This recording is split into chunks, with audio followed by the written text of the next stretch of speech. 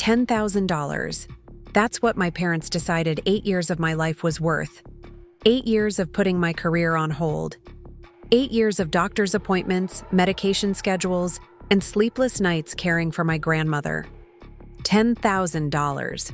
While my sister, who barely visited twice a year, was handed a $2 million trust fund that should have been split between us. I still remember the weight of that check in my hand. How light it felt. How insignificant. But little did my family know that Grandma Eleanor had seen everything coming long before any of us did. And she had a plan that would change everything. Before we jump back in, tell us where you're tuning in from, and if this story touches you, make sure you're subscribed, because tomorrow, I've saved something extra special for you. My name is Amy Taylor, and I always thought family meant standing by each other through thick and thin. Growing up in Oak Ridge, a picturesque town where everyone knows your business before you do, I was the responsible one, the quiet one, the one who did what was expected without complaint. My sister Jessica was the star, homecoming queen, captain of the debate team, and our parents' obvious favorite. I had made peace with that dynamic long ago. When Grandma Eleanor suffered a massive stroke 8 years ago, I was building my career at the Chicago Tribune. I'd just been offered a promotion, had a downtown apartment with a view of the lake, and was dating someone who made me laugh until my sides hurt. Life was good, until that phone call changed everything. "She's asking for you," Mom said, her voice tight with what I now recognize was guilt. "The doctors say she might not have long and she wants to see you." I didn't hesitate. I packed 2 suitcases, broke my lease, ended my relationship, and moved back to Oak Ridge to care for the woman who had always seen me when no one else did. "Just for a few months," everyone said. "Until she stabilizes, or until we can arrange something." But a few months turned into a year turned into 3. And somehow, I became Grandma Eleanor's primary caregiver, managing her medications, taking her to physical therapy, reading to her when her vision started to fail. I built a freelance writing career around her schedule, typing articles at her kitchen table while she napped, conducting interviews by phone from hospital waiting rooms. Jessica visited on Easter and Christmas, bringing her growing family for carefully staged photos that promptly appeared on social media with captions about family being everything. She'd stay for exactly 2 hours before some urgent matter pulled her away. "You've always been so good at this sort of thing," she'd say, patting my hand as she left. "I just don't have the patience. Thank goodness Grandma has you." And I did have patience. I had love for the woman who had taught me to bake bread from scratch, who had attended every school play when my parents were too busy with Jessica's debate tournaments, who had slipped me college application fees when Dad insisted my grades weren't good enough to bother. I didn't resent caring for her. I resented being the only one who did. When Grandma Eleanor passed away peacefully in her sleep 5 months before that fateful meeting at the law firm, I grieved deeply. But I also felt a tentative excitement about returning to my life, perhaps going back to Chicago, perhaps trying something new.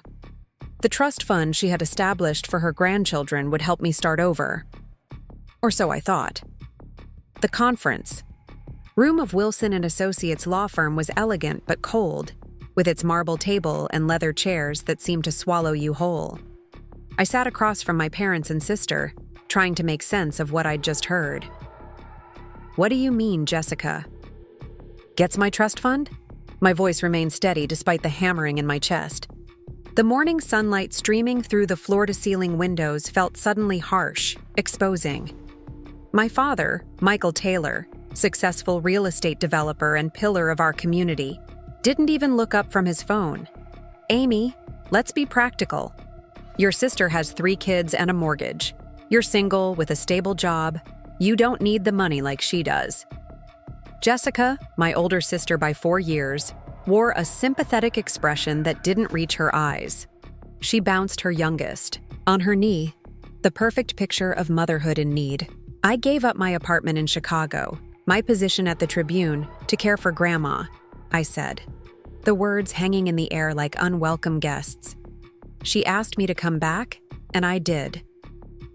And we're all very grateful for that. My mother, Susan, smiled tightly. But Jessica has real responsibilities now. 3 children to put through college someday. Dad reached into his wallet and pulled out a check, sliding it across the polished table. We thought about it, and we're giving you $10,000 as a thank you for helping with your grandmother. I stared at the check. $10,000 for 8 years of my life. For the career opportunities I'd sacrificed. For the relationships that withered as I devoted myself to Grandma's care. For the countless nights I'd slept in a hospital chair when she was ill. That came out to about $3.42 per day. The trust fund is worth over $2 million, I said quietly. And Jessica needs it more, Mom repeated firmly, as if saying it enough times would make it reasonable. I didn't yell. I didn't cry. I simply folded the check in half and slipped it into my purse. I see, I said, standing up. My chair made a soft scraping sound against the hardwood floor. If that's all, I should get going. I have a deadline this afternoon. Amy, don't be dramatic, Dad sighed, finally looking up from his phone. We're trying to be fair to everyone. I smiled. Not out of happiness, but because I suddenly saw with perfect clarity what I meant to my family. I'm not being dramatic. I'm just excusing myself. Clearly, my role has been decided, so there's no reason for me to stay. Jessica rolled her eyes slightly. Always so sensitive. I walked out without slamming the door, without demanding justice. I simply left, the weight of their betrayal settling into my bones like a chill I couldn't shake. The drive back to Grandma Eleanor's Victorian house, where I was still living, felt longer than usual. The familiar streets of Oak Ridge seemed different somehow, as if the town itself had conspired against me. I passed the elementary school where Jessica had been valedictorian, and I had been just average.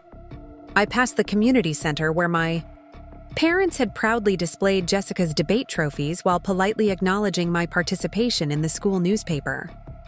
I passed the church where, every Sunday, people still referred to me as Jessica's sister, despite having lived here my entire life. When I pulled into the driveway of Grandma's house, the house that had become my home over the past 8 years, I sat in my car for a long time, staring at the faded blue shutters and the porch swing where Grandma and I had spent countless evenings watching thunderstorms roll in over the mountains. Inside, everything was exactly as she had left it. Her collection of bird figurines still lined the mantelpiece. Her favorite Afghan was still draped over the armchair where she'd spent most of her days after the stroke. Her reading glasses still sat on the side table next to a dog-eared mystery novel she would never finish. I walked through each room slowly, touching door frames and banisters, retracing steps I had taken thousands of times while caring for her. In her bedroom, I opened the closet and breathed in the lingering scent of her lavender sachets. I ran, my fingers over her cardigans, neatly hung in a row, organized by color as she had always preferred. I wasn't just grieving her death anymore. I was grieving the realization that my family had never valued what I had done.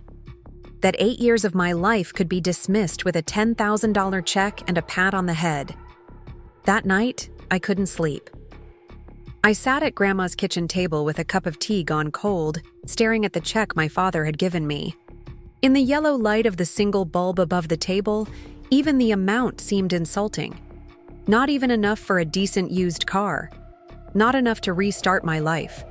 Certainly not enough to compensate for what I had given up. Just as I was about to tear it into pieces, my phone rang. The caller ID showed a name I hadn't expected. Marco Riviera, Grandma Eleanor's attorney. Amy, I hope I'm not calling too late. His voice was concerned, professional. I just heard about the meeting at the firm today, about your parents' decision regarding the trust fund. I swallowed hard. News travels fast in Oak Ridge.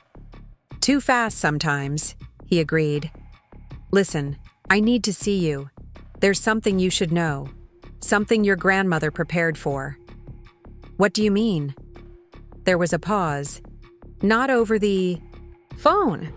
Can you come to my office tomorrow morning, 9 o'clock? After we hung up, I sat there wondering what Marco could possibly have to tell me. He had been Grandma's attorney for decades, handling her affairs with a kindness that went beyond professional obligation. During her illness, he had visited regularly, sometimes bringing dinner when he knew I hadn't left the house in days. He had become a friend during those long years, one of the few people who saw the toll caregiving was taking on me. But what could he possibly do about my parents' decision? The trust fund was gone, allocated to Jessica. The house would probably be next. I would have to start over with nothing but a freelance writing portfolio that was years out of date, and a $10,000 check that felt more like an insult than compensation. Preparing and narrating this story took us a lot of time, so if you are enjoying it, subscribe to our channel. It means a lot to us. Now back to the story. I finally went to bed around 3 a.m., curling up in Grandma's guest room, the room that had become mine over the years. As I drifted off to sleep, I remembered something Grandma had said to me just a few weeks before she died. "You know, Amy," she had whispered, her voice weak but her eyes still sharp. "People often underestimate quiet strength. They mistake it for weakness. But you and I know better, don't we?" At the time, I had thought she was talking about herself, about how she had faced her illness with dignity. Now, I wondered if she had been talking about me all along. The next morning dawned bright and clear, the kind of spring day that Grandma had loved. I dressed carefully in the most professional outfit I owned, a navy blazer and pencil skirt. I had worn to pitch stories to editors in Chicago a lifetime ago. Looking in the mirror, I barely recognized myself. 8 years of caregiving had left their mark.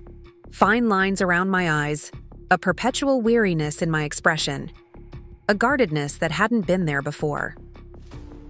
As I drove to Marco's office, I tried to keep my expectations low. Whatever he had to tell me, it couldn't change what had happened. It couldn't give me back the years I'd spent caring for Grandma.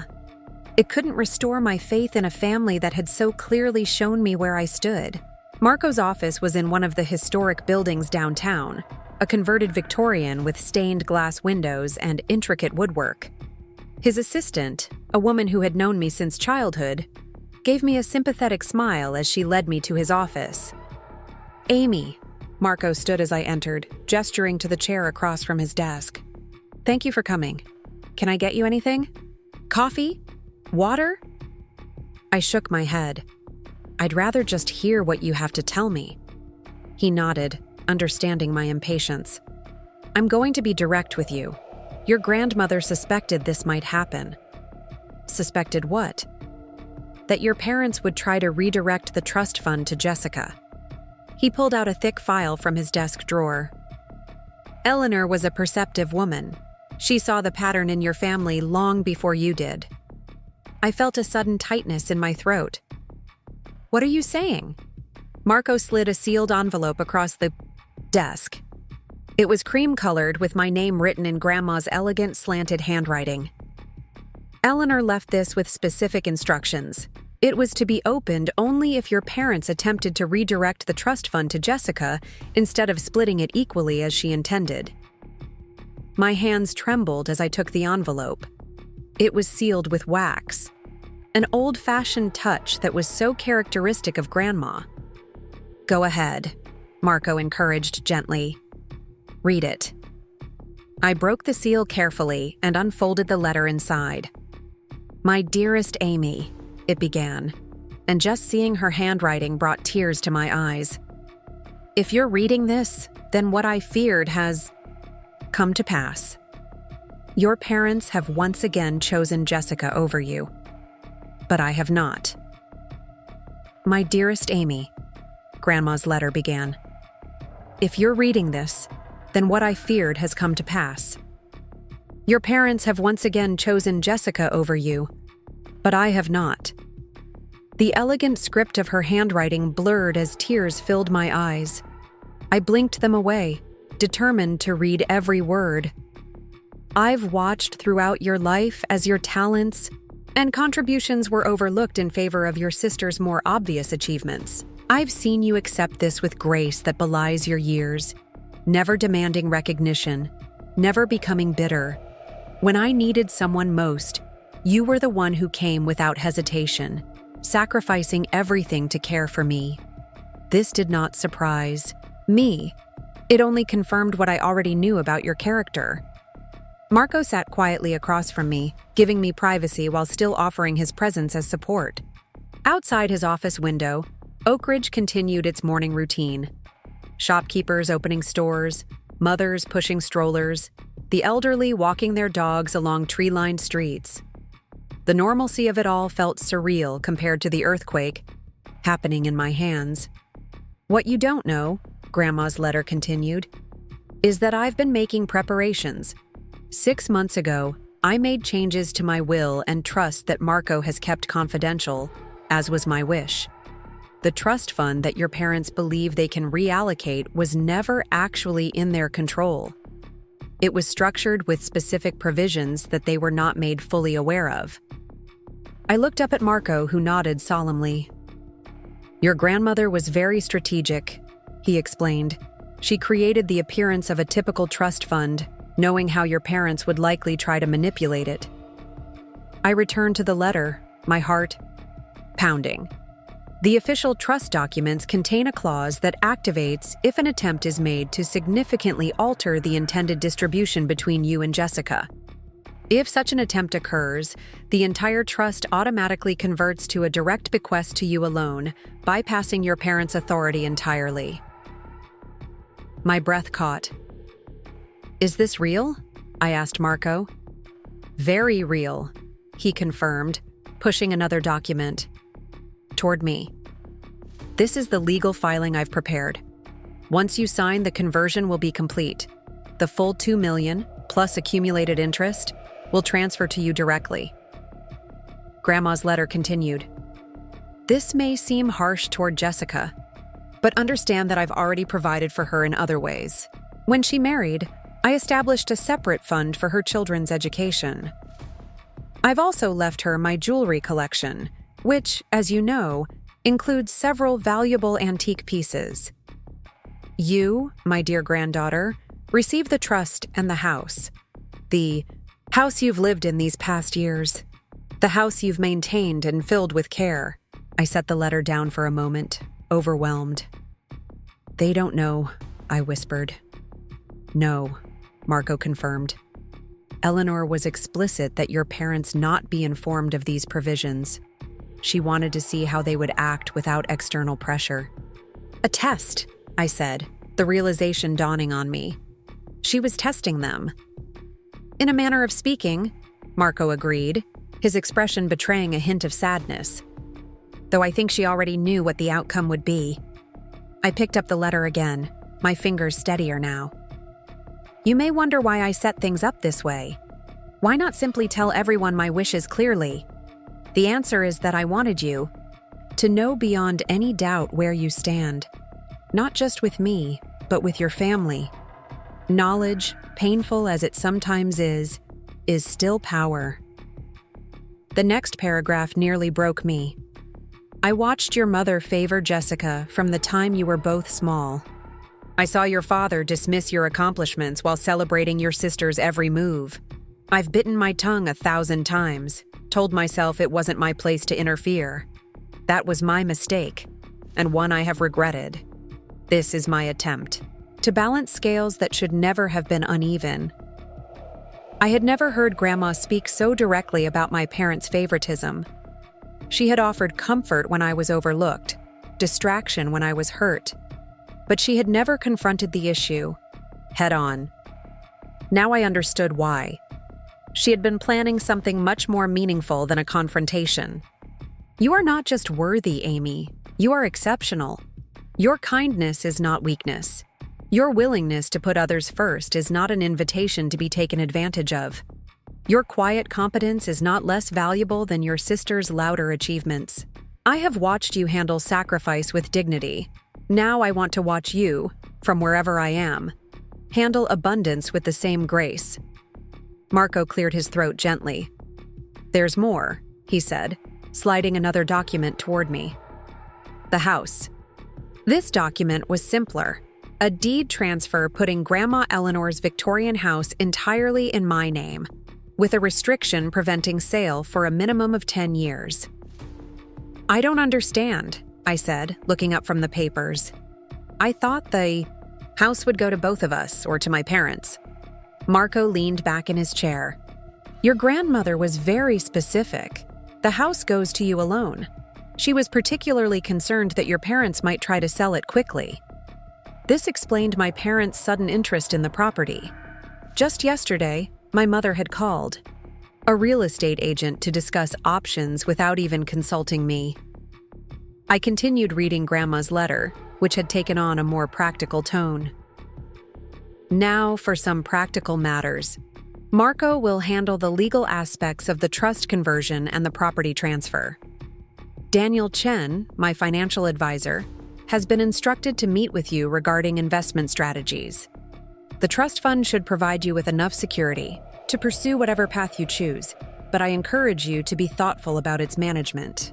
The letter concluded with words that I would carry with me for years to come. Remember, my darling girl, that true wealth isn't measured in dollars.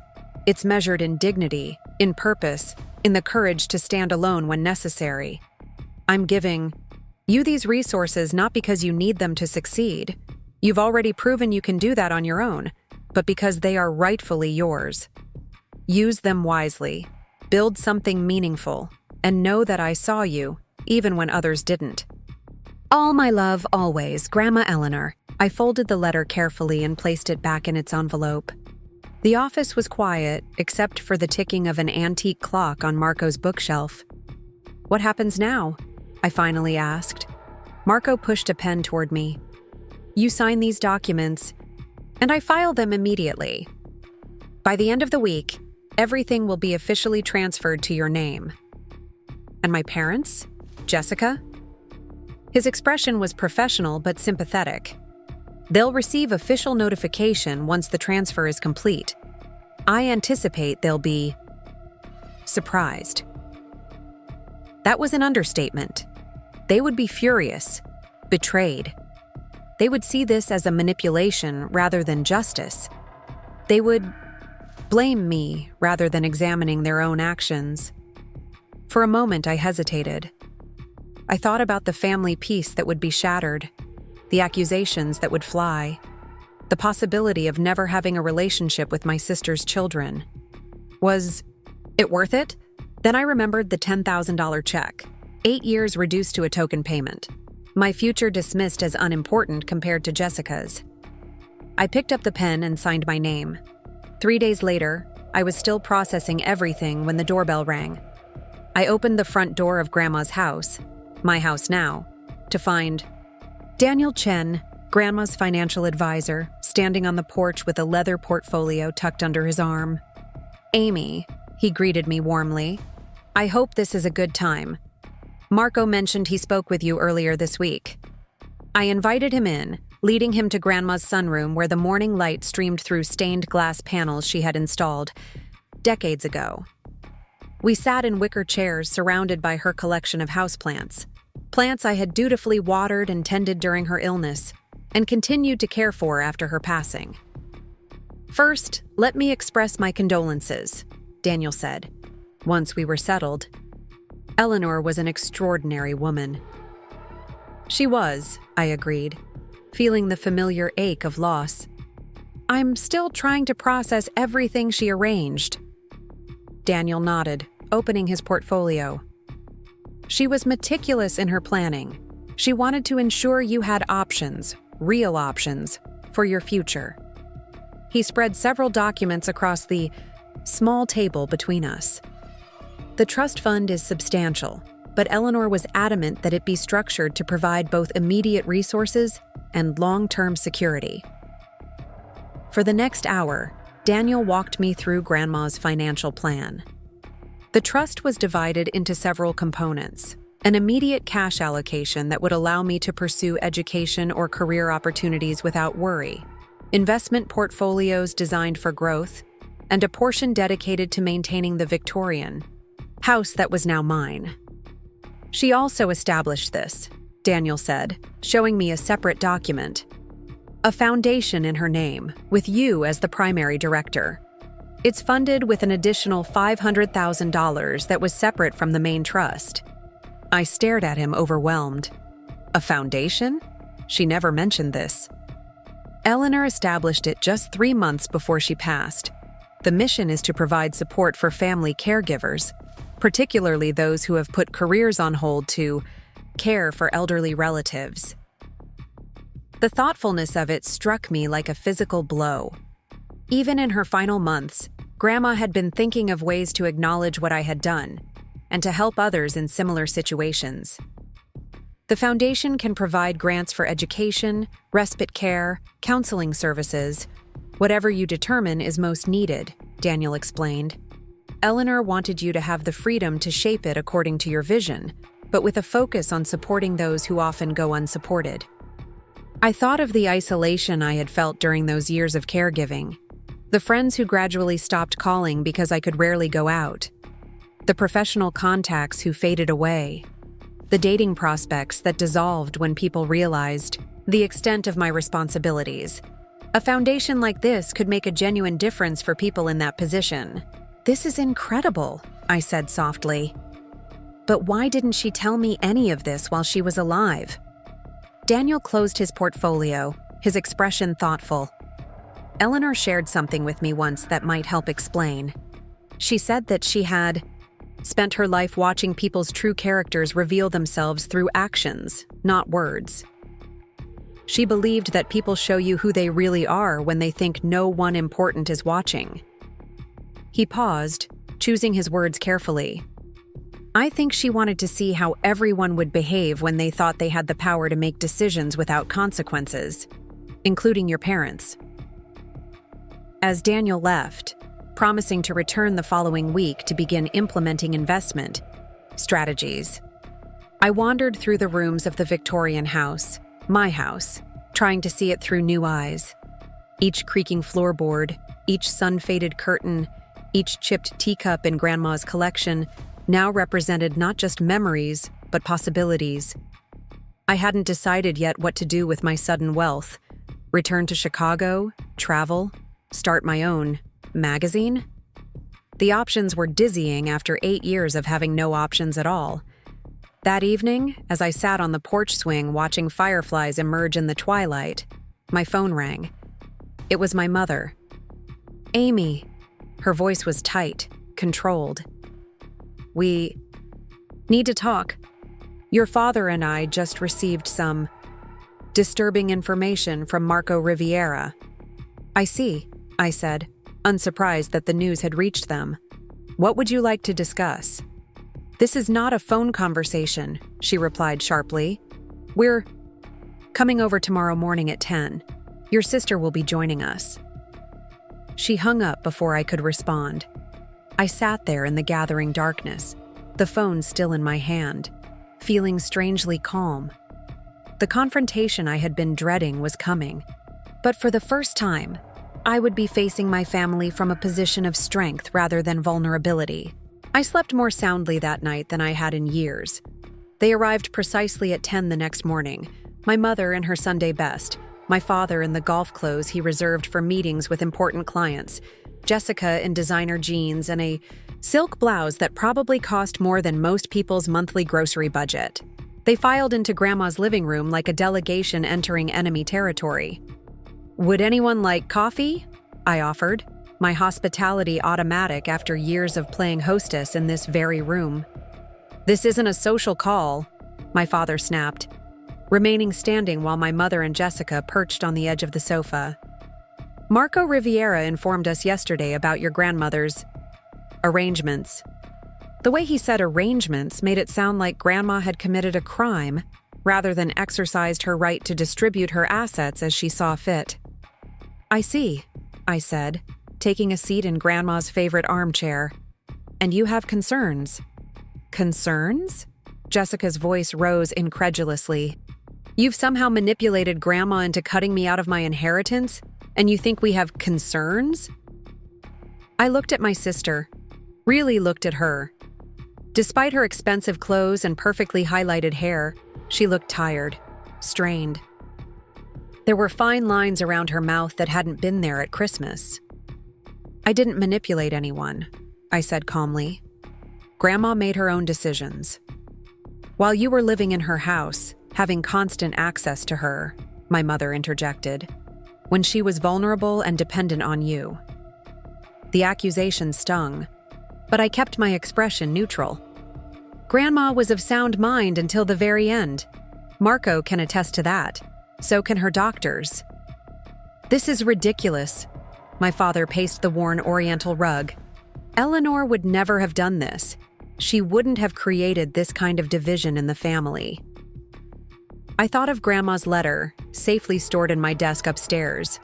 She had anticipated exactly this reaction. The trust fund was meant for both girls, my mother insisted. It's always been understood that way.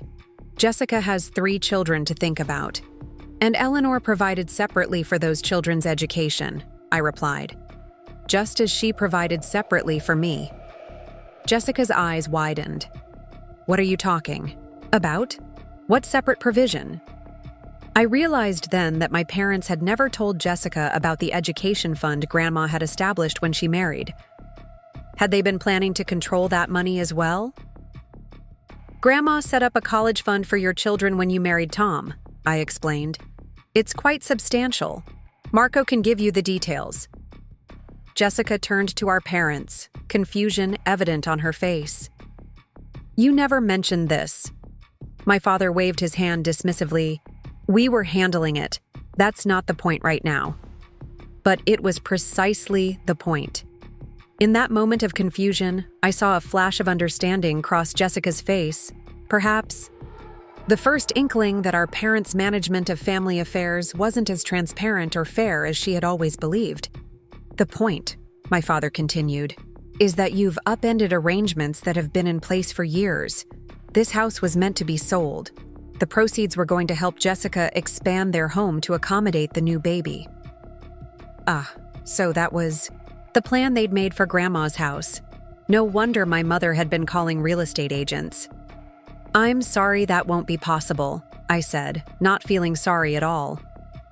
The house is mine now, with a restriction preventing its sale for at least 10 years. My mother's face flushed. You can't possibly need this entire house. It's ridiculous for one person. I lived here for 8 years, I reminded her. It became my home while I was caring for Grandma. And now it's mine legally. We're contesting the will, my father announced, as if declaring checkmate in a chess game. Marco may have helped Eleanor set up these changes, but they won't stand up to scrutiny.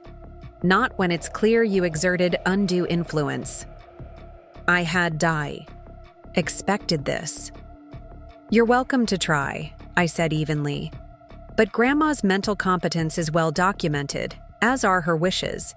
And considering that none of you visited her more than a handful of times during her illness, it might be difficult to convince a court that you have a better understanding of her intentions than I do. My father's face darkened, but before he could respond, Jessica spoke up. What are you going to do with all this money, Amy? What could you possibly need it for? You don't have a family. You don't even have a real career anymore. The questions were meant to wound, to remind me of everything I had given up. But instead, they reminded me of everything I now had the freedom to pursue. I'm going to live my life, I said simply. Make my own choices. Build something meaningful. With our mother's money, my father interjected bitterly. With Grandma Eleanor's money, I corrected, which she earned herself, by the way. The trust fund didn't come from family money. It came from her investments after Grandpa died. She built her own security, and now she's chosen to pass that security to me. This was a fact often overlooked in family discussions. Grandma hadn't inherited wealth. She had created it through Careful investing and financial discipline after becoming a widow in her 40s. The money had always been hers to distribute as she saw fit. "There's one more thing," I added, seeing that my father was about to launch into another tirade. "Grandma established a foundation before she died, the Eleanor Taylor Caregivers Foundation. It's designed to support people who put their lives on hold to care for family members." My mother's expression shifted slightly. Was that guilt I saw flicker across her face? "The foundation needs a board of directors," I continued. "I was thinking that perhaps you, Jessica, might be interested in serving on it. Given your background in public relations, you could be valuable in helping raise the foundation's profile." Jessica stared at me, clearly caught off guard by the offer. "You want me to work with you? After all this?" "The foundation isn't about us," I explained.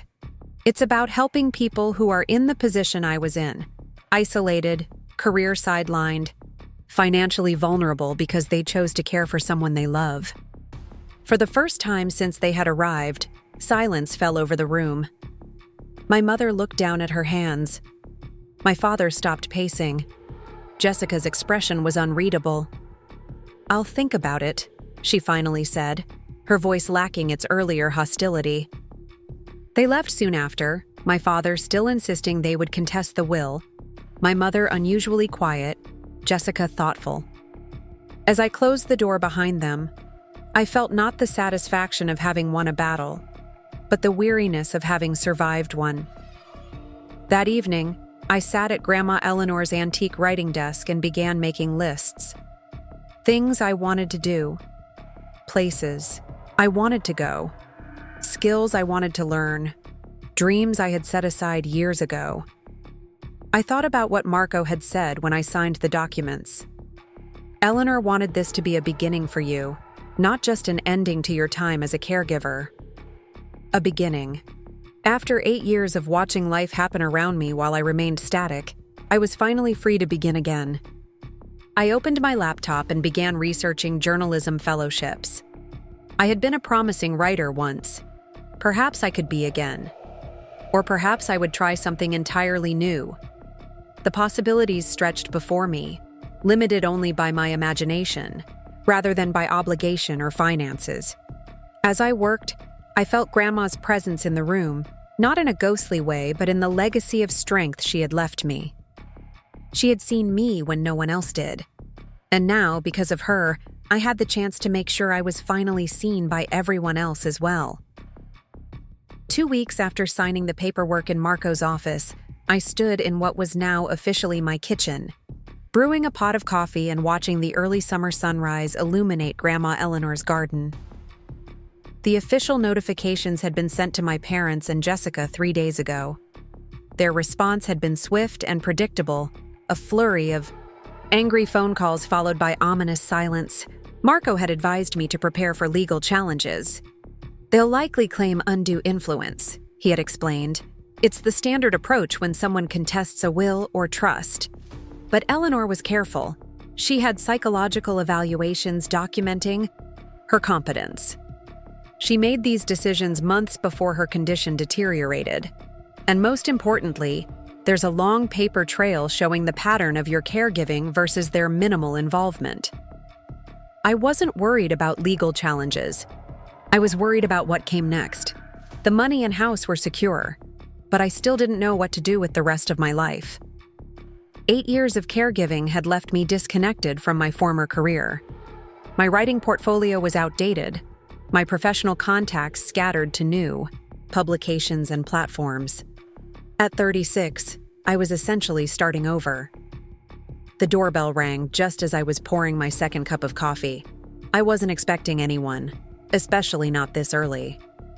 When I opened the door, I found my sister Jessica standing on the porch, her eyes red-rimmed and her typically perfect appearance slightly disheveled. "Can I come in?" she asked, her voice lacking its usual confidence. I stepped aside, surprised. Of all the scenarios I had imagined following the official notification, Jessica showing up alone hadn't been among them. She followed me to the kitchen in silence, accepting the coffee I offered more out of habit than hospitality. For a long moment, We sat across from each other at Grandma's oak table, the early morning light casting gentle shadows across the worn surface where we had eaten countless meals as children. "I didn't know," Jessica finally said, staring into her coffee cup, "about the education fund for my kids. Mom and Dad never told me." I nodded, unsurprised. "I figured as much from your reaction the other day. I've been going through some old papers," she continued. "I found letters from Grandma that I never opened. She sent them while you were caring for her, and I was..." She trailed off. "Busy," I supplied, keeping my tone neutral. "Selfish," Jessica corrected. Surprising. Me? I was selfish, Amy. I told myself you had everything under control, that you were doing fine, that my life with 3 kids was harder than yours with just Grandma. The admission hung in the air between us.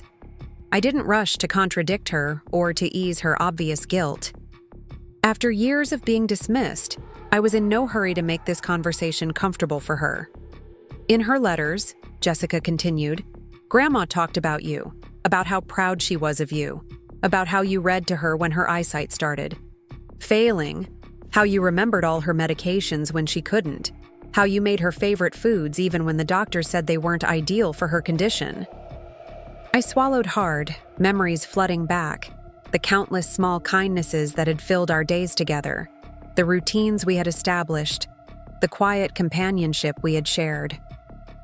"She said you made her last years dignified," Jessica's voice cracked slightly. "Do you know what that means? To maintain your dignity when your body is failing? When you need help with the most basic things?" I knew exactly what it meant. I had witnessed Grandma's struggle to maintain her sense of self as her physical capabilities diminished, had helped her find ways to preserve her independence and pride even as she became increasingly dependent. "Why are you here, Jessica?" I asked directly. As cathartic as it might be to hear my sister acknowledge what I had done, I wasn't interested in absolution without action. She set down her coffee cup, her hands trembling slightly. "I'm not contesting the will or the trust. Dad wants to, but I'm not going along with it." This was unexpected. "Why not? You seemed pretty upset at the meeting." "I was," she admitted. "But then I read Grandma's letters, and I started thinking about the past 8 years. Really thinking about what you gave up while I was building my perfect life." She looked around the kitchen with its faded wallpaper and outdated appliances. "You lived here, in this time capsule, while I was renovating my dream house. You worked from a card table in the living room while I was complaining about the color of my custom office furniture." Her self-awareness was surprising. Jessica had always been adept at justifying her advantages, at explaining why her needs and wants were more important than anyone else's. "And then there's the foundation," she continued. "The caregiver thing. It's brilliant, actually. It's exactly what Grandma would have wanted." I studied my sister's face, looking for the angle, the hidden agenda. Jessica had always been our father's daughter, strategic, ambitious, focusing on image and advantage. This vulnerability was new territory. "I meant what I said about the board position," I offered cautiously. "Your PR expertise would be valuable." Jessica nodded. "I'd like that, but I want to do more. I want to help get it off the ground. Use my connections." She hesitated. "I also want to pay you back." "Pay me back?" "For the caregiving. 8 years, Amy. You gave her 8 years of your life. The trust fund is fair, more than fair, but I still benefited from your sacrifice. I got to build my career, raise my family, while you put everything on hold." She reached into her purse and pulled out a folded document. "I want to contribute to the foundation, a significant amount." She slid the document across the table, a pledge of $250,000 to the Eleanor Taylor Caregivers Foundation, signed and notarized. I stared at it, speechless. This was nearly a quarter of what Jessica would have received had the trust been split equally. It's not just guilt money, she said quickly. Though yes, I do feel guilty, but it's also, I don't know, a recognition of what you did, of what caregivers like you do every day without thanks or support. The gesture was so unexpected that I didn't know how to respond. Jessica and I had never been close, even as children. She had been the golden child, destined for greatness, while I had been the afterthought, the safety net, the responsible one who would always be there to pick up the slack. "What about Mom and Dad?" I finally asked. Jessica's expression hardened slightly. "They're furious. With Grandma, with Marco, with you.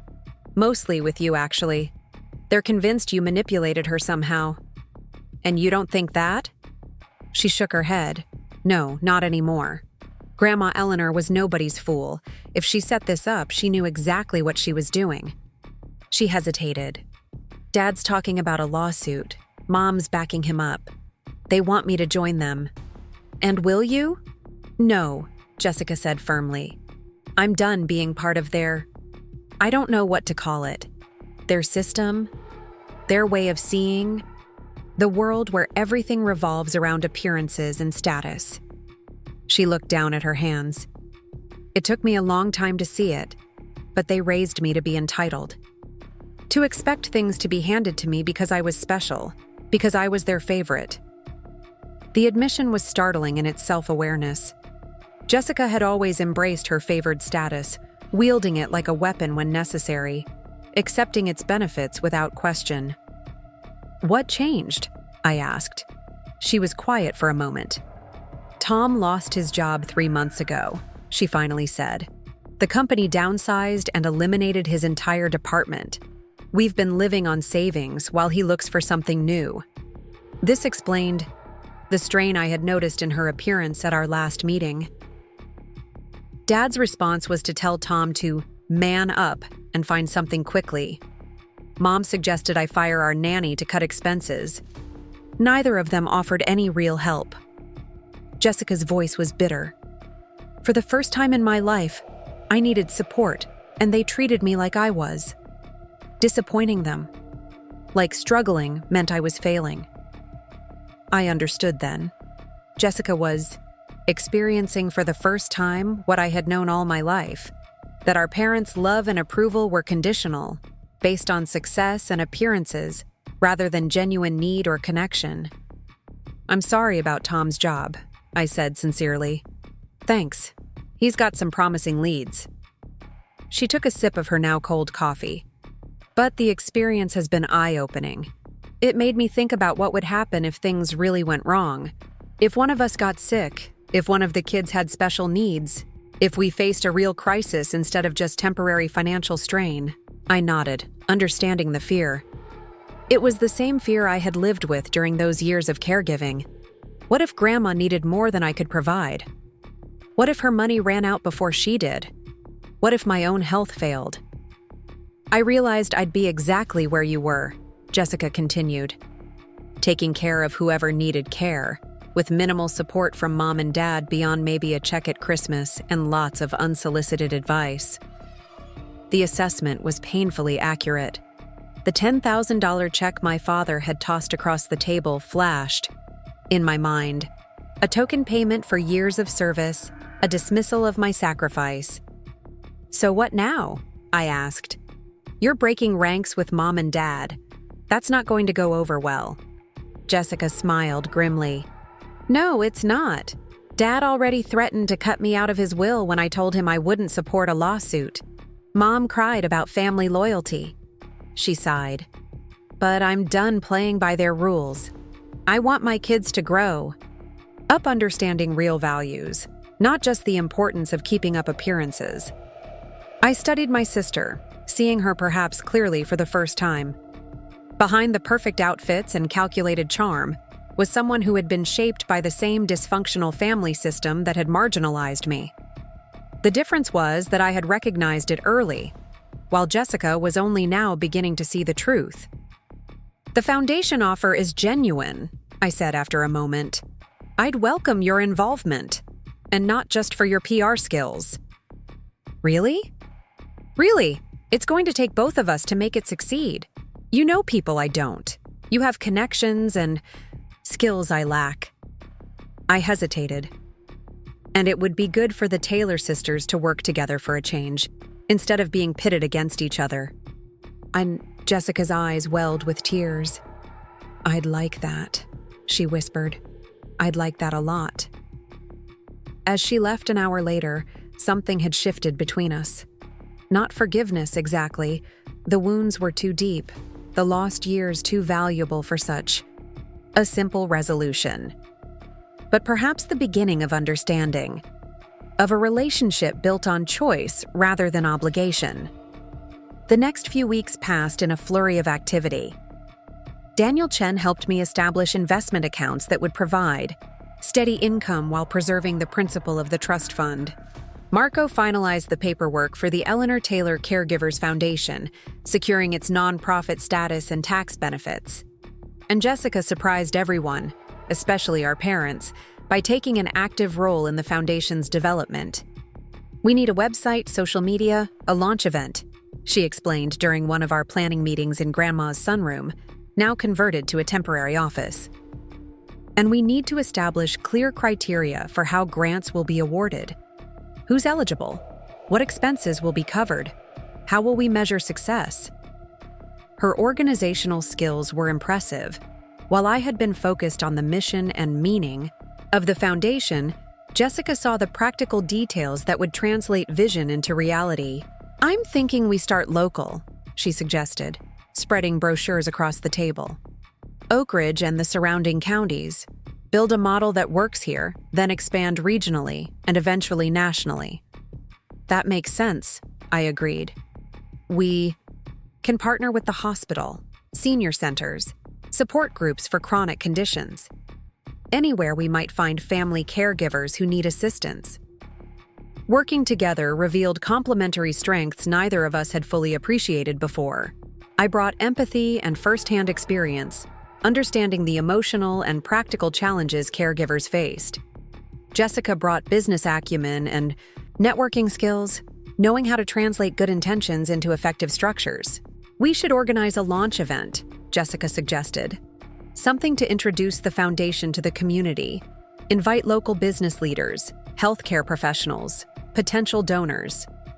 Here at the house, I decided, Grandma would have liked that. Her home being used to help others the way she always did. Jessica nodded, making notes on her tablet. September would be good. Not too hot. We could use the garden. And it would give us time to prepare properly. Our parents remained conspicuously absent from these discussions. According to Jessica, they had shifted from threats of legal action to a strategy of cold silence, apparently believing we would eventually capitulate without their support. Dad thinks you'll run through the money in a year, Jessica reported after a tense Sunday dinner at our parents' home.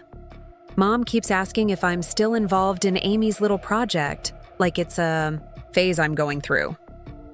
Their dismissal stung, but not as deeply as it once might have. Their power over me had diminished with every passing day as I built my new life. A life of my own choosing, funded by Grandma Eleanor's faith in me rather than my parents' conditional approval. By August, the foundation was taking shape.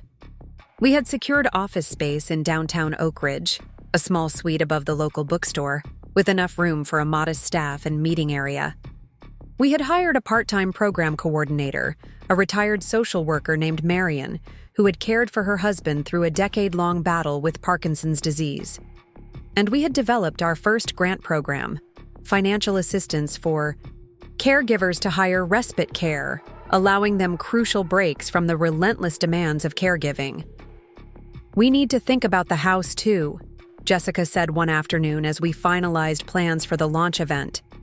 It's too big for just you, and it needs updating. I looked around at the familiar walls, the worn furniture, the faded drapes. I know, I've been putting it off. It feels like erasing Grandma somehow. Jessica's expression softened. I understand, but maybe there's a way to honor her while still making it work better for you. What if we renovated the ground floor to serve as auxiliary foundation space, meeting rooms, support groups, maybe even workshops for caregivers. The idea was appealing. And keep the upstairs as my living space? Exactly. We could update it all, make it functional, but still preserve the character. Grandma would have loved knowing her home was still helping people. For the first time, I allowed myself to imagine a future where Grandma's house became something new. Not just a repository of memories, but a living legacy that continued her work of caring for others. Let's do it, I decided. After the launch event, we'll start planning the renovation. Jessica beamed, already pulling up design ideas on her phone. I know an architect who specializes in adapting historic homes for new uses, and contractors who won't charge us a fortune. As we bent our heads together over renovation possibilities, I marveled at the unexpected turn our relationship had taken. After 36 years of carefully maintained distance, we were finally becoming not just sisters, but allies, colleagues, perhaps even friends. The foundation launch was scheduled for September 15th, a date chosen to coincide with what would have been Grandma Eleanor's 85th birthday. We sent invitations to everyone who mattered in Oak Ridge: business leaders, healthcare providers, community organizers, potential donors, and families who might benefit from our services. The invitation to our parents was the last one I addressed, my pen hovering over the envelope for a long moment before I finally wrote their names. Despite everything, they were still family, still part of the story that had led to this moment. They probably won't come, Jessica warned when I told her. I had invited them.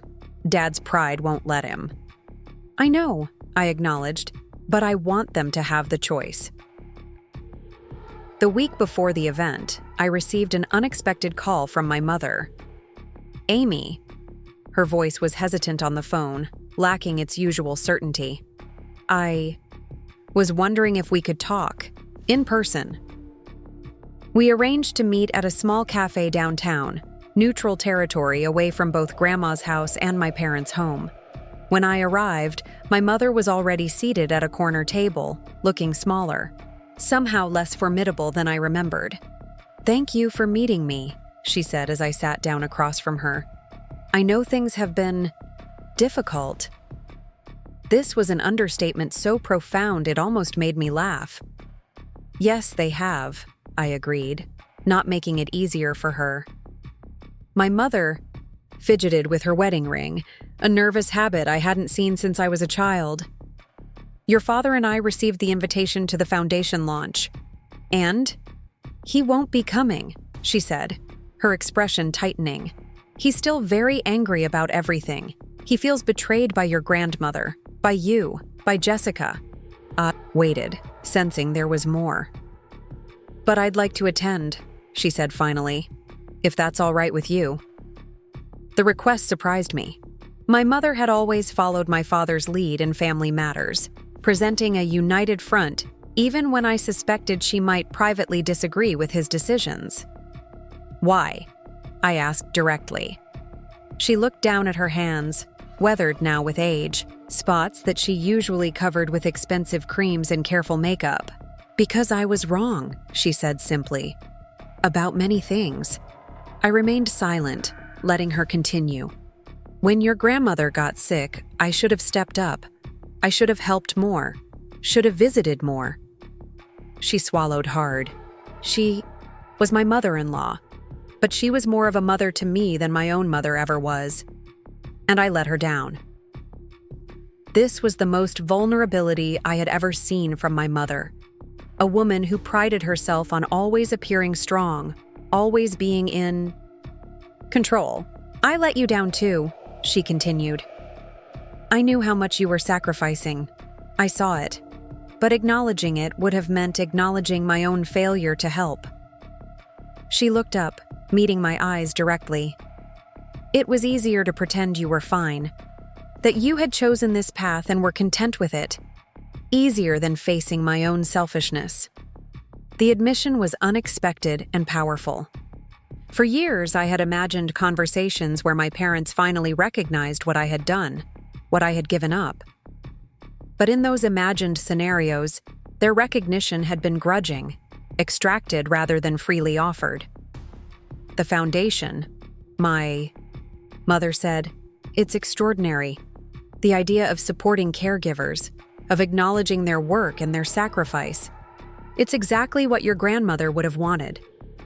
Yes, I agreed. It is. I'd like to help, she said hesitantly, in whatever way you think would be appropriate. I have time, skills, connections in the community.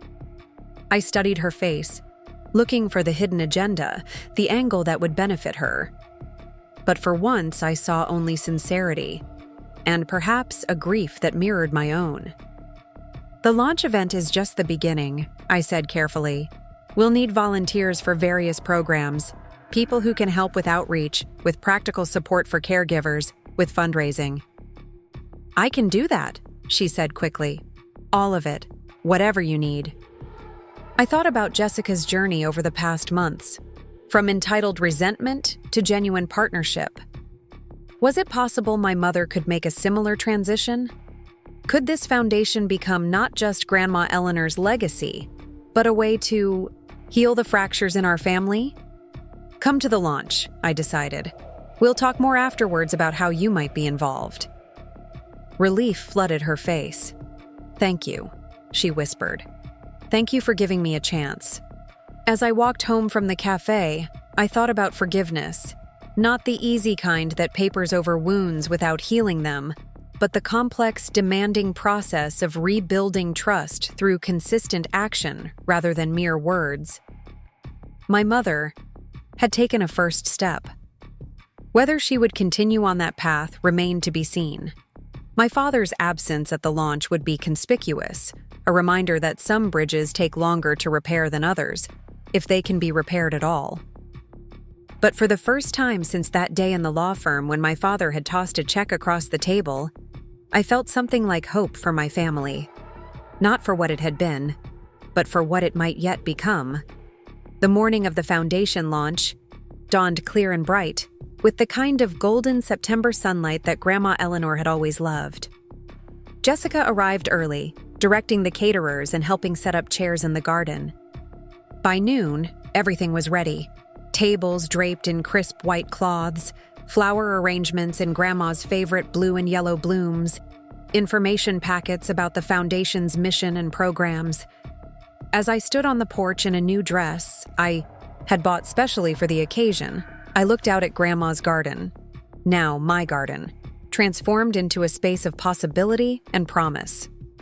In a few hours, it would be filled with people who shared our vision of supporting those who dedicated their lives to caring for others. From somewhere nearby, I heard the musical chime of the grandfather clock in the hallway, the clock Grandma had wound faithfully every Sunday for as long as I could remember, the clock I now wound in her place, maintaining the rhythm of the house just as she had taught me. We did it, Grandma, I whispered to the empty air. We built something that matters. And though it may have been only the breeze through the garden or the distant call of a bird, I could have sworn I heard her voice in reply. I always knew you would. The day of the foundation launch arrived with perfect weather, sunshine, spilling across Grandma Eleanor's garden, a gentle breeze carrying the scent of late summer roses. I stood at the French doors leading from the dining room to the patio, watching the caterers arrange the final touches on elegant tables draped in cream-colored linens. In just 2 hours, the garden would be filled with Oak Ridge's most influential citizens, all gathering to witness the birth of something meaningful. Everything looks beautiful, Jessica said, coming to stand beside me. She was dressed in a tailored navy pantsuit, her professional armor, but her expression was softer than I'd ever seen it. Grandma would have loved this. She would, I agreed, adjusting the pearl necklace that had been Grandma Eleanor's favorite piece of jewelry. Marco had insisted I wear it today. It's her legacy as much as ours. Jessica squeezed my arm gently. More yours than mine. I'm still playing catch-up here. Over the past few weeks, as we'd worked together to prepare for this launch, I'd seen a side of my sister I'd never known existed. Behind the polished exterior and calculated charm was someone capable of genuine remorse, of growth, of putting others before herself. The $250,000 donation she'd pledged to the foundation was just the beginning. She'd thrown herself into the work with surprising dedication, using her considerable social and professional connections to secure everything from corporate sponsorships to media coverage. "We make a good team," I said, meaning it. "Better than I would have expected." Jessica laughed. The understatement of the century. She glanced at her watch. "I need to check in with the videographer. We want to make sure we capture some testimonials from caregivers for the website." As she hurried off, clipboard in hand, I marveled at how much had changed in such a short time. Just months ago, we had been virtual strangers despite our shared DNA, two women who had been carefully taught to see each other as competition rather than allies.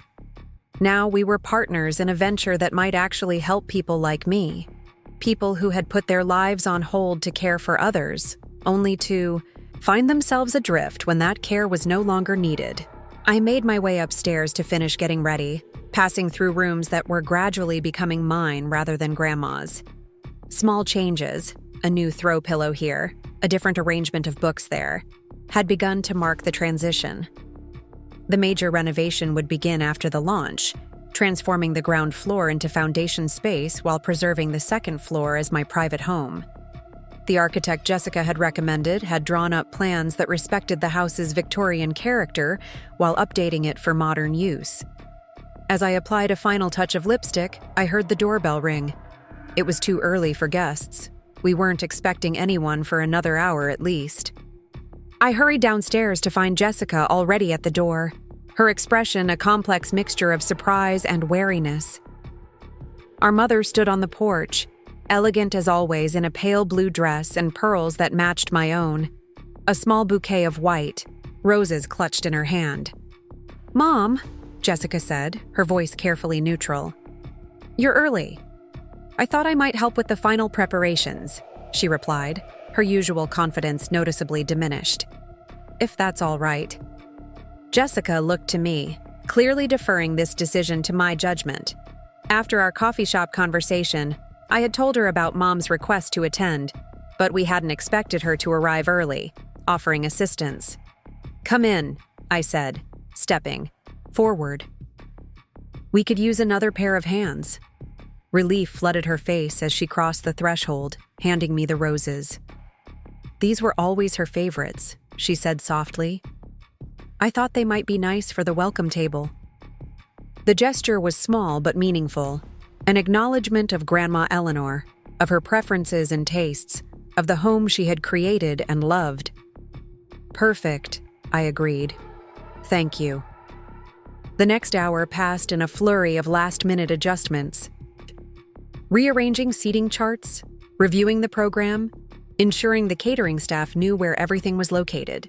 To my surprise, my mother integrated herself seamlessly into these preparations, demonstrating an attention to detail and organizational skill that I had rarely seen directed toward anything involving me.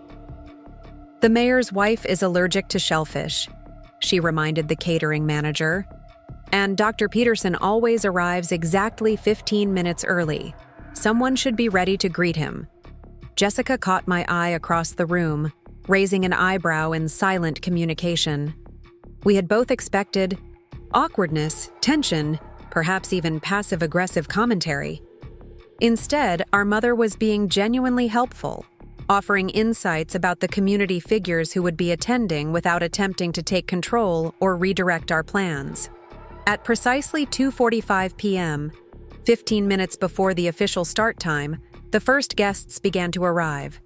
As predicted, Dr. Peterson, Chief of Staff at Oak Ridge Memorial Hospital, was among them, beaming as he handed me an envelope containing what I later discovered was a $10,000 donation to the foundation. "Eleanor was a dear friend," he said, clasping my hand warmly. "She spoke of you often, you know. So proud of you she was. And this foundation, What a fitting tribute to her spirit. The garden filled quickly after that. Community leaders, healthcare professionals, social workers, and, most importantly, family caregivers from throughout Oak Ridge and the surrounding counties. We had made a special effort to invite these caregivers, arranging transportation for those who couldn't easily leave their loved ones, providing respite care where needed. Their presence was crucial. This foundation was for them, not just for the wealthy donors and influential community members who could support it financially. At 3:30, Jessica gently tapped a spoon against her water glass, bringing the pleasant hum of conversation to a gradual silence. She stepped onto the small platform we had set up near Grandma's favorite rose trellis, her professional poise in full effect as she welcomed everyone to the launch of the Eleanor Taylor Caregivers Foundation. "Many of you knew my grandmother," she began, her voice clear and strong. "You knew her as a pillar of this community, as a woman of grace and generosity. What you may not have known was that in her final years, as she faced the challenges of aging and illness, she was cared for with extraordinary devotion by my sister, Amy." All eyes turned to me, standing at the edge of the gathering. I felt my cheeks warm at the unexpected spotlight. "Amy put her life on hold for 8 years," Jessica continued. "She set aside a promising career, moved back to Oak Ridge, and provided Grandma Eleanor with the kind of care that allowed her to remain in her home, surrounded by everything she loved, until her final day." Jessica's voice softened. "What I'm about to say isn't easy, but it's important. While Amy was providing this care day in and day out, the rest of our family, myself included, continued our lives largely unaffected. We visited occasionally. We called sometimes. But the daily work, the constant responsibility, the emotional and physical demands of caregiving, those fell to Amy alone." A murmur rippled through the crowd. Such public acknowledgement of family dynamics was unusual in Oak Ridge, where appearances were carefully maintained and dirty laundry was never aired. "In her wisdom," Jessica continued, "our grandmother recognized this imbalance.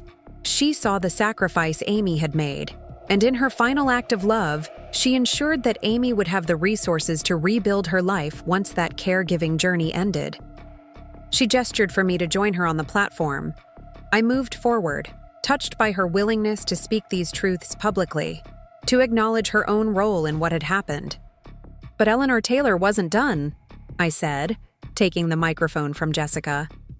"She didn't just provide for me, she inspired us to create something that might help others facing similar challenges." I outlined the Foundation's mission to provide practical, financial, and emotional support to family caregivers, to recognize their work as valuable and essential, to ensure they didn't have to sacrifice their own futures in order to care for loved ones. We'll be offering grants for respite care, educational scholarships for caregivers who've put their education on hold, emergency financial assistance, and mental health support, I explained. And we'll be advocating for policy changes that recognize caregiving as real work deserving of real compensation. As I spoke, I noticed movement at the back of the gathering. A tall figure had slipped in quietly, standing apart from the main group. My father, Michael Taylor, watching with an unreadable expression on his face. Our eyes met briefly across the garden. I didn't falter in my presentation, but something shifted inside me, a tightening in my chest, a quickening of my pulse.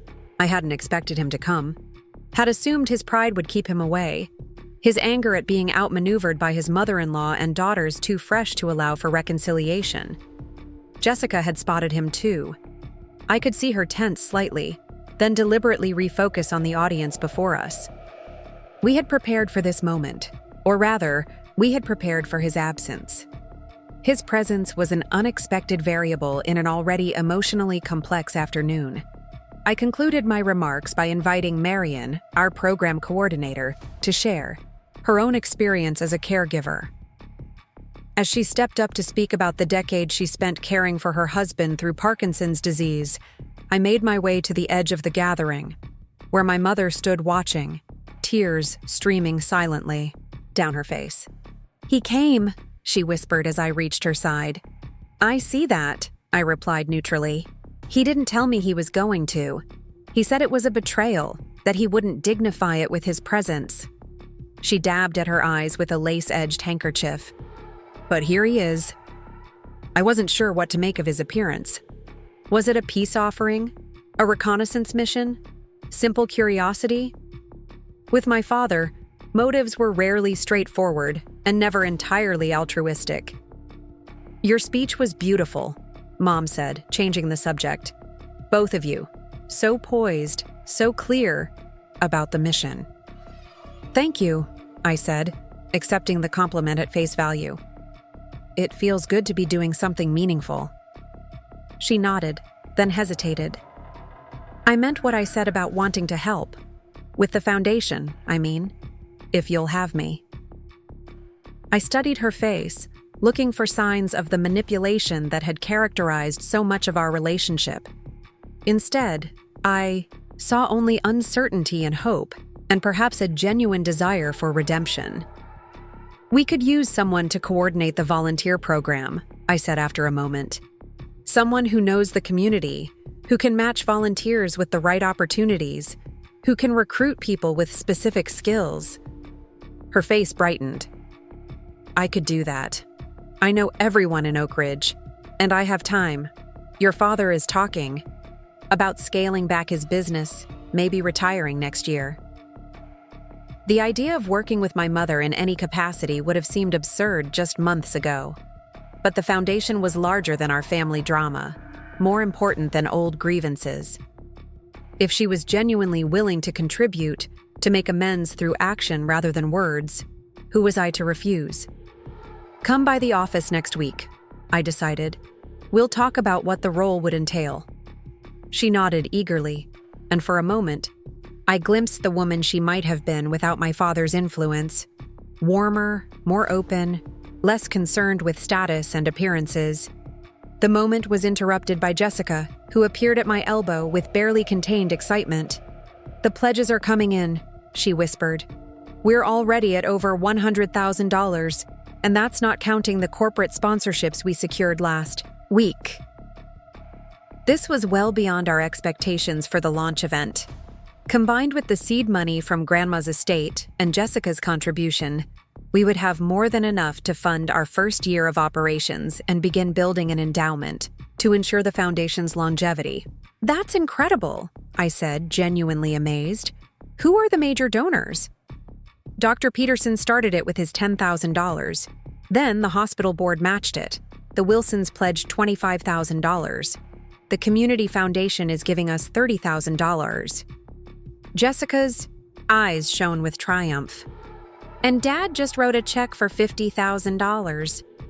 I stared at her in disbelief. $50,000? From Dad? She nodded, looking as stunned as I felt. He handed it to me without saying a word, just gave me the check and walked back to his spot at the edge of the crowd. $50,000. The symbolic weight of the amount wasn't lost on me. It matched the insultingly small check he had written to compensate me for 8 years of caregiving. The check that had crystallized for me exactly how little my sacrifice had meant to him. Was this his way of making amends? Of acknowledging, without having to say the words, that he had been wrong? Or was it a power play of some kind, an attempt to reassert control over a situation that had slipped beyond his grasp? Should I thank him? I asked, genuinely uncertain. Of the protocol in this unprecedented situation, Jessica considered this. Maybe later. Right now, we have other donors to acknowledge, interviews to give. The Channel 7 reporter wants to talk to both of us about the Foundation's goals. She was right. Whatever my father's motives, this afternoon wasn't about him or our complicated family dynamics. It was about launching something that mattered. That could make a real difference in the lives of people who had been overlooked and undervalued. The rest of the event passed in a blur of introductions, conversations, and heartfelt testimonials from caregivers who had already benefited from our pilot programs. Throughout it all, my father remained at the periphery, watchful but never approaching, never engaging directly with any of us.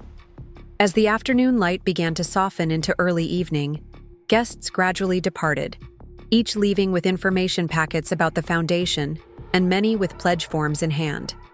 The caterers began quietly clearing tables, and volunteers helped stack chairs and collect used napkins and glasses. I found myself alone for a moment near Grandma's favorite garden bench, a wrought iron seat nestled beneath a trellis of climbing roses. I sat down, suddenly aware of the exhaustion that follows intense emotional experiences. The launch had been a success beyond our expectations. The foundation was officially established, its mission clear, its funding secure for the immediate future. But the personal dynamics, the unexpected appearances, the tentative reconciliations, the complex emotions swirling beneath the surface of polite conversation, had taken a toll. "May I join you?" I looked up to find my father standing at the edge of the garden path, his expression guarded but not hostile. Without waiting for my response, he sat beside me on the bench, his tall frame incongruous on the delicate seat. For a long moment, we sat in silence, watching as the last rays of sunlight gilded the tops of the oak trees at the edge of the property. He seemed older somehow, the lines around his eyes deeper, his shoulders slightly stooped in a way I hadn't noticed before. "Your speech was good," he finally said, his voice gruff. "Clear, persuasive. You've always been articulate." Coming from my father, this was high praise. He valued eloquence above most other qualities, had drilled Jessica and me in public speaking from an early age, had criticized each hesitation and verbal stumble as if they were moral failings rather than normal human variation. "Thank you," I said simply. "The foundation is a solid concept, filling a real need." He spoke as if evaluating a business proposal rather than a charitable initiative born from personal experience. Good market positioning, strong emotional appeal for donors. I nearly smiled at his inability to discuss anything without analyzing its strategic advantages. "It's not just a concept, Dad. It's personal. For me, for Jessica, for every caregiver who's ever felt invisible." He nodded, acknowledging this. "Jessica tells me you've already secured office space downtown, hired staff, established grant criteria." "We have. Efficient," he commented, in the same tone he might use to compliment a particularly well-organized spreadsheet. I waited, sensing there was more he wanted to say. My father was not a man who engaged in small talk or exchanged pleasantries without purpose. "Your grandmother outmaneuvered me," he finally said, staring straight ahead at the garden. "I underestimated her. Thought she was just a sentimental old woman who would follow convention, do what was expected." This admission, that he had been outwitted, that his assessment had been wrong, was unprecedented. My father prided himself on his strategic thinking, on his ability to anticipate and control outcomes. "She knew exactly what she was doing," I confirmed. "Every detail was carefully planned." "Yes," he agreed. "I see that now. She played a long game, watched and waited." There was a note of reluctant admiration in his voice. "Like you did." I turned to look at him directly. "I didn't play any game, Dad. I cared for Grandma because she needed me, and because I loved her. The trust fund, the house, those were her decisions, not mine." He met my gaze briefly before looking away. "You could have fought for your share earlier, could have demanded recognition, compensation, but you didn't. You just endured." "Not endured," I corrected. "Lived, made choices, found meaning in what I was doing." He seemed to consider this, his businessman's mind struggling to categorize experiences that didn't fit neatly into his value system of profit and loss, advantage and disadvantage. "The check," he said after another long silence. "The $50,000 for the foundation." "Jessica told me," I replied neutrally. It's a generous donation. The foundation appreciates your support. A flicker of something, frustration, impatience, crossed his face. It's not just a donation, he said. He trailed off, seemingly unable to find the right words. Matching the amount you gave me at dinner that night? I suggested, deciding to cut through the subtext. The night you told me Jessica would get the trust fund? His expression tightened. You remember the amount. Of course I remember. $50,000 for 8 years of caregiving. About $342 per day. I kept my voice even, determined not to let old bitterness creep in. It made an impression. He winced slightly. It was a mistake, he admitted, the words clearly costing him. A serious miscalculation. Coming from my father, this was as close to an apology as I was likely to get. His worldview didn't allow for straightforward admissions of error or expressions of remorse. Everything was couched in the language of business, of strategic assessment. The foundation donation is different, he continued. It's recognition of what you built, of what Eleanor wanted. I nodded, accepting this. Thank you, I said simply. We lapsed into silence again. In the distance, I could hear Jessica's voice directing the last of the cleanup crew, my mother offering to help wash serving platters in the kitchen. The garden was peaceful in the fading light, Grandma's beloved roses releasing their fragrance into the evening air. Your mother wants to volunteer, he said suddenly, for the foundation. She told me this morning. Yes, I confirmed. We talked about it today. She'll be coordinating the volunteer program, if she still wants to after seeing what's involved. He nodded thoughtfully. She needs something like this, something meaningful. She's been at loose ends since your grandmother passed. This was a remarkably insightful observation from a man who had never seemed particularly attuned to my mother's emotional needs. Perhaps Eleanor's death had affected him more deeply than he let on, had forced him to reassess not just his financial planning, but his personal relationships as well. And you? I asked cautiously. What will you do now that Grandma's estate is settled? He straightened slightly, his business persona reasserting itself. Continue managing my investments. Consider retirement options. Support your mother's involvement with the foundation, if that's what she wants. It wasn't quite an olive branch, but it wasn't a declaration of continued hostility either. My father was, in his own way, signaling a willingness to accept the new reality. A reality where his daughters had established lives and identities independent of his influence, where his mother-in-law had outsmarted him from beyond the grave, where the careful hierarchy he had established within the family had been permanently disrupted. And Jessica tells me you're renovating this place, he added, gesturing to the house behind us, making part of it foundation space. Yes, I confirmed. The ground floor will be meeting rooms, workshops, support groups. I'll live upstairs. Smart use of the space, he commented, reverting to business assessment mode. Tax advantages too, with the foundation occupying part of the property. I had to smile at this quintessentially dad response, always looking for the financial angle, the strategic advantage. But there was something almost comforting in its predictability, in the reminder that some things didn't change even as others transformed completely. As we sat there in the gathering twilight, an unlikely truce forming between us, I thought about Grandma Eleanor, about her wisdom, her foresight, her understanding of human nature. She had known exactly how this would unfold, had anticipated not just the legal and financial outcomes but the emotional ones as well.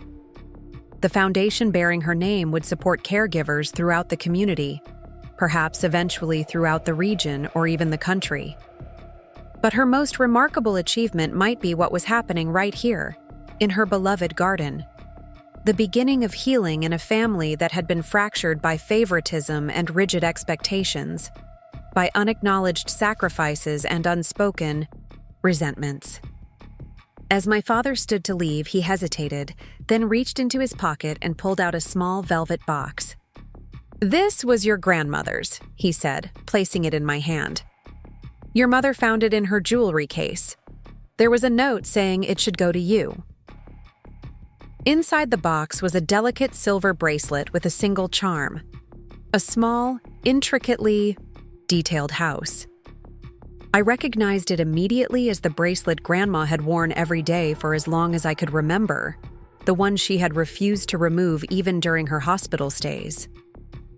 "She called it her home charm," my father said, his voice softening slightly.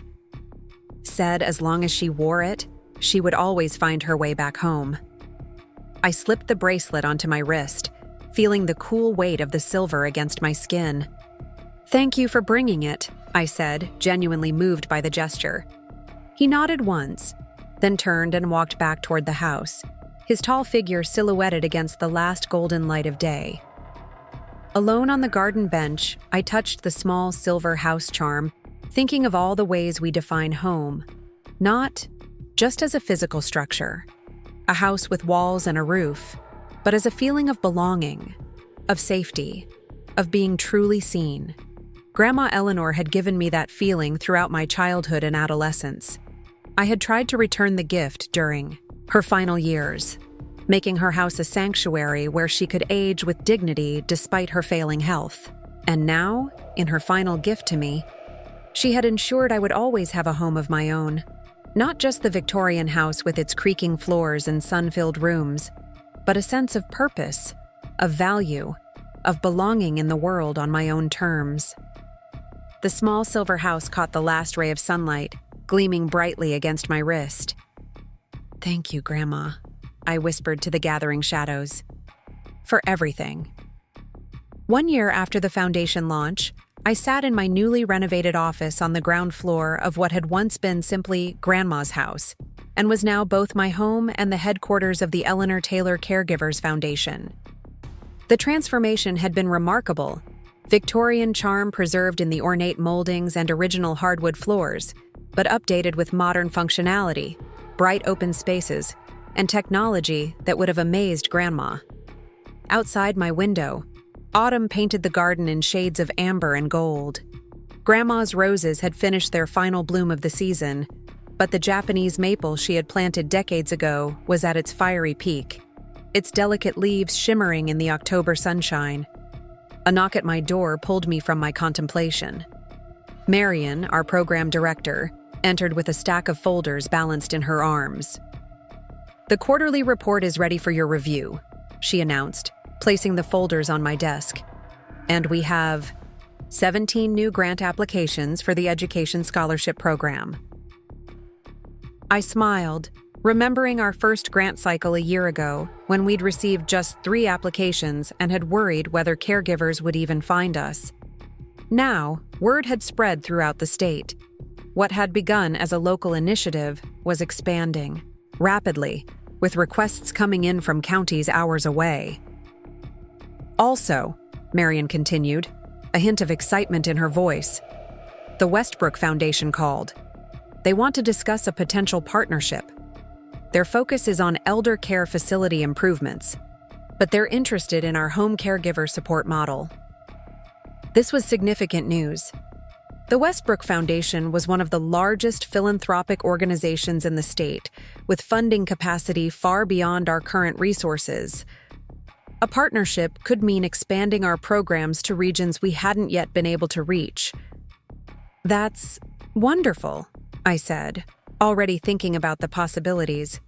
"Set up a meeting for next week if possible, and make sure Jessica is available. Her perspective will be valuable." Marian nodded, making a note. "Your mother already volunteered to prepare the presentation materials. She's quite good with the design software, surprisingly." I smiled at this. My mother, Susan Taylor, had indeed surprised us all with her dedication to the foundation.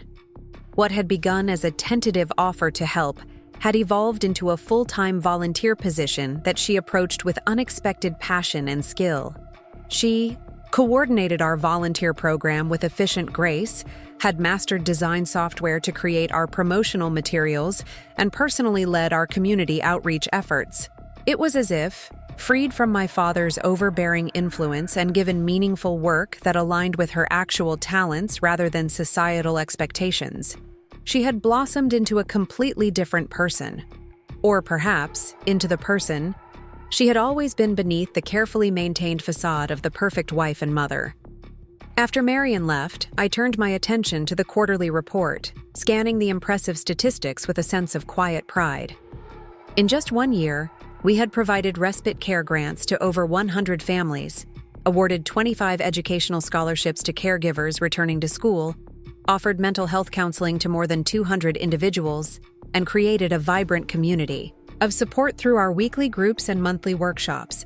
But beyond the numbers were the stories. The elderly husband who could finally get a full night's sleep knowing his wife with dementia was safely cared for by our overnight respite provider. The young mother who could complete her nursing degree while caring for her child with special needs. The middle-aged daughter who found emotional healing through counseling after years of caring for her father with Parkinson's. A text message interrupted my reflections. It was from Jessica. Meeting with Westbrook confirmed for Tuesday at 10 a.m.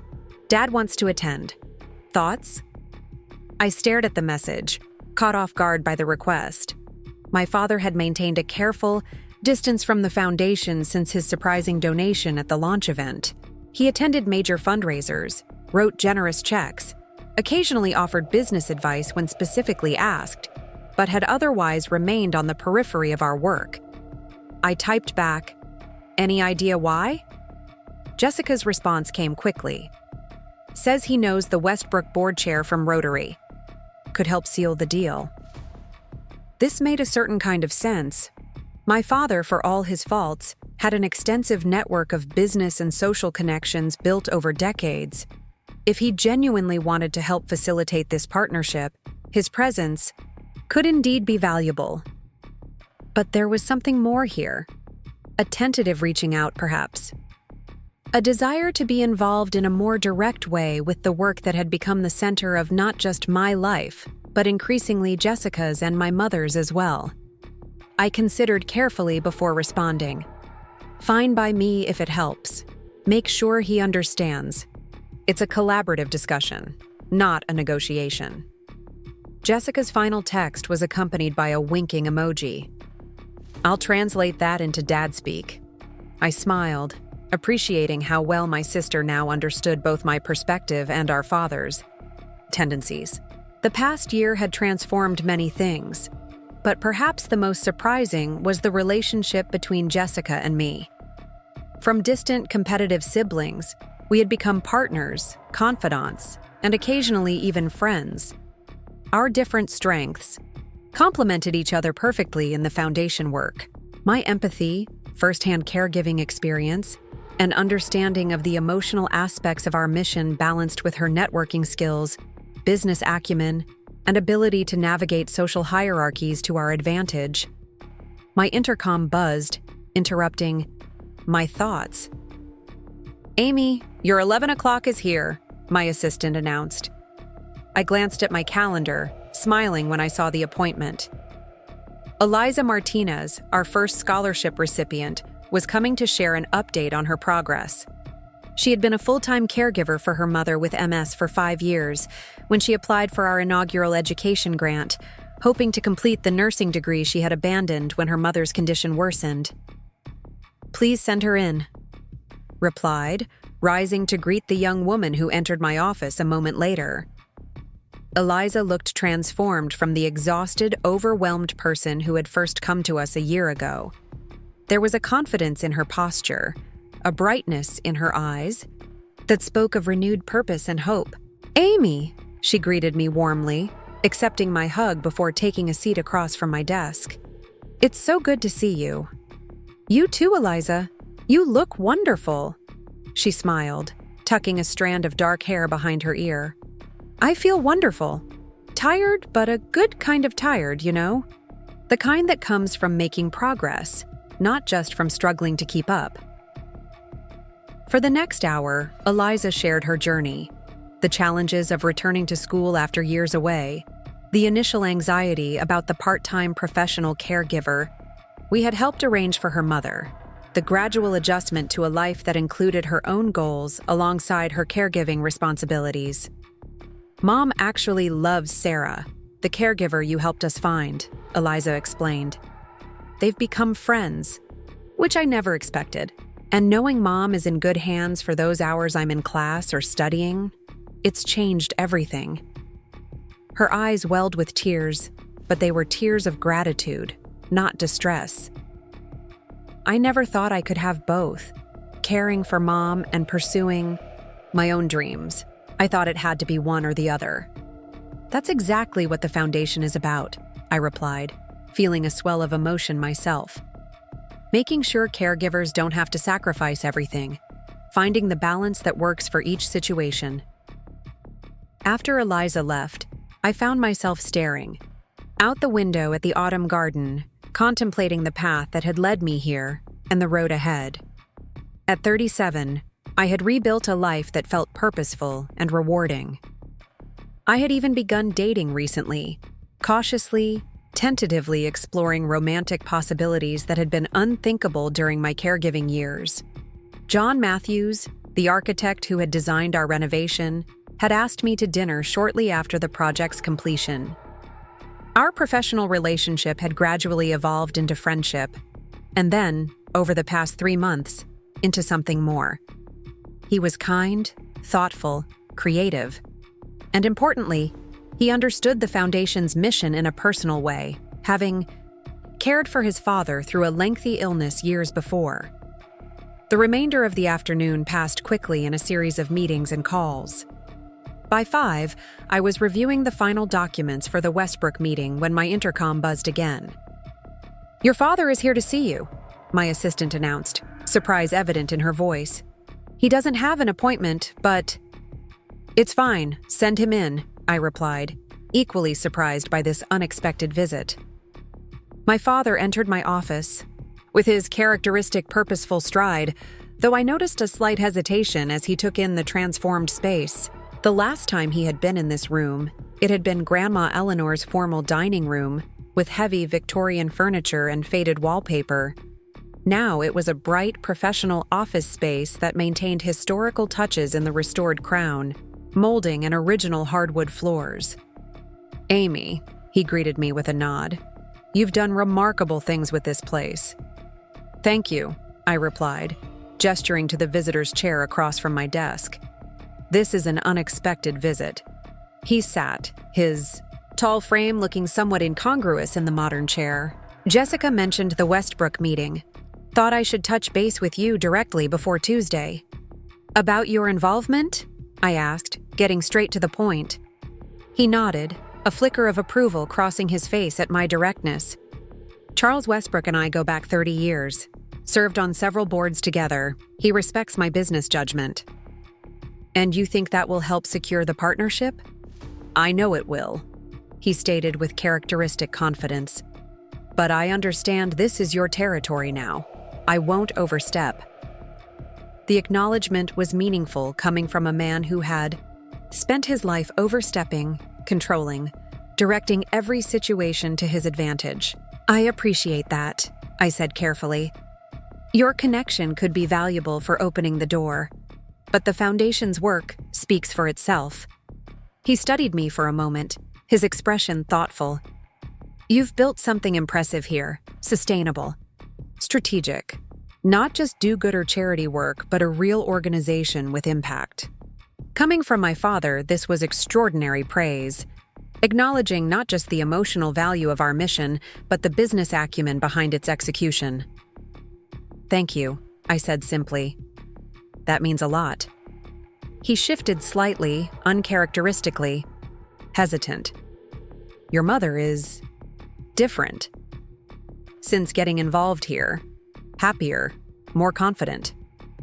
I nodded, unsurprised by his observation but intrigued that he had noticed and cared enough to mention it. "She's found something that matters to her," I replied. "Something that uses her actual talents, not just her social skills." "Yes," he agreed, looking slightly uncomfortable with this frank assessment of his wife's transformation. "I didn't realize. That is, I never considered that she might want more than the life we had. This was perhaps the most self-aware statement I had ever heard from my father, an acknowledgement that his vision of success and fulfillment might not have been shared by those closest to him. "People surprise us when given the chance," I said neutrally. "Indeed they do." He cleared his throat. "Which brings me to the other reason for my visit. I've been thinking about retirement." "Any specific plans?" I asked. "Scaling back the business, bringing in younger partners, more time for travel, perhaps." He paused, and I was wondering if there might be a role for me here, at the foundation. The request caught me completely off guard. My father, the man who had dismissed my caregiving work, who had tried to redirect Grandma Eleanor's trust fund to Jessica, who had tossed a $50,000 check across the table like pocket change, wanted to be involved with the foundation? In what capacity? I asked carefully. Financial oversight, perhaps. Investment strategy for the endowment. Making connections with potential corporate donors. He listed these possibilities matter-of-factly, as if discussing a standard business arrangement rather than a deeply personal request. I considered carefully before responding. My first instinct was skepticism. Was this yet another attempt to control, to insert himself into something I had built, to claim credit for its success? But looking at him now, I saw something I had rarely witnessed before. Uncertainty, vulnerability, perhaps even a genuine desire to contribute to something meaningful as he faced his own aging process. The foundation has a finance committee that oversees our investments and fiscal policies, I said slowly. They meet quarterly to review strategy and performance. There will be an opening next month when Dr. Chen rotates off after his 2-year term. My father nodded, understanding the implied opportunity. I'd be interested in being considered for that position. It would need board approval, I cautioned. And it's a working role, not just a title. Detailed financial review, investment recommendations, budget oversight. I understand, he replied, a hint of his old confidence returning. I have something to offer in that arena. He wasn't wrong. Whatever his personal failings, my father's business and financial acumen was undeniable. The foundation's endowment was growing rapidly, and expert management would be crucial for its long-term sustainability. I'll put your name forward at the next board meeting, I decided. But I should be clear. This is a collaborative environment. Decisions are made by consensus, not authority. That would be an adjustment for you. A slight smile crossed his face. Not his usual confident smirk, but something more self-aware. Your mother has been preparing me for that reality. She says the foundation operates on a different model than my business. She's right, I confirmed. Our bottom line isn't profit, it's impact. Financial decisions serve the mission, not the other way around. He nodded, accepting this framework. I can adapt. As he stood to leave, he paused, looking around the office once more. Eleanor would be proud, he said quietly. Not just of the foundation, but of you, of the way you've handled everything. The words caught in my chest, unexpected and profound.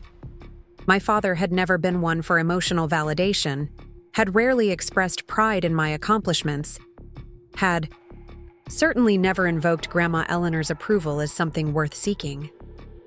Thank you, I said simply, unwilling to elaborate and risk breaking the moment's genuine connection. He gave a brief nod and turned to leave, but paused at the door. John Matthews, the architect, he's a good man. I stared at him, startled. How did you? Small town, he replied with a slight shrug. People notice things. Of course they did. In Oak Ridge, little remained private for long. I had known this when accepting John's invitation to Olivetos, had been prepared for the inevitable gossip. I hadn't expected my father to be among those monitoring my social life. Yes, he is a good man, I confirmed, refusing to be embarrassed or apologetic about this new relationship. My father nodded again. Good, you deserve that. Someone who sees your value. With that surprisingly personal comment, he departed, leaving me to process this unexpected encounter. My father requesting a role at the foundation, acknowledging my mother's newfound happiness and confidence, offering veiled approval of my romantic choices. It was as if the familiar script of our family dynamics was being steadily rewritten, page by page, scene by scene. That evening, as John drove me back to the Victorian house that had become both home and headquarters, I caught sight of the small silver house charm on the bracelet at my wrist. Grandma's bracelet, now mine, a constant reminder of her presence and wisdom. Home, John said softly as we pulled into the driveway, the renovated Victorian glowing warmly in the evening darkness, light spilling from windows that had once been shadowed and dim. Yes, I agreed, feeling the truth of it deep in my bones. Home. Not just a physical structure with walls and a roof, but a place of belonging, of purpose, of authenticity. A life built not on others' expectations, but on my own values and choices. A legacy worth creating, worth sharing, worth expanding day by day. As I entered the house that night, moving through rooms that balanced history with new purpose, I felt Grandma Eleanor's presence in every corner, not as a ghost or memory, but as an ongoing inspiration, a reminder that true wealth was measured not in dollars, but in dignity, in purpose, in the courage to stand alone when necessary. We did it, Grandma, I whispered to the quiet house. We really did it. And somewhere, I was certain, she was smiling. Up next, you've got 2 more standout stories right on your screen. If this one hit the mark, you won't want to pass these up. Just click and check them out.